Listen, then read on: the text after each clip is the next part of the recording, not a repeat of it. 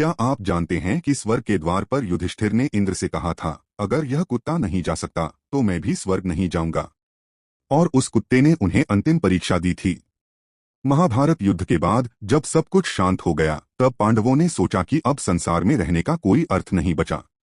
राज्य, धन, सम्मान सब व्यर्थ लगने लगा। उन्होंने फैसला किया कि अब वे अंतिम यात्रा पर निकलेंगे, हिमालय की ओर, जहां से स्वर्ग का मार्ग शुरू होता है। युधिष्ठिर, भीम, अर्जुन, नकुल, सहदेव और द्रौपदी सभी ने राजपाट त्याग दिया। उन्होंने अग्नि में अपना राजसी वस्त्र डाल दिया और साधारण वस्त्र पहनकर पैदल ही निकल पड़े। यात्रा बहुत कठिन थी। ऊंचे ऊंचे पहाड़, ठंडी हवाएं और भयंकर जंगल। पहले दिन तो सब हंसते बोलते चल रहे थे, लेकिन जैसे जैसे ऊंचाई बढ़ती गई, थकान बढ़ने लगी।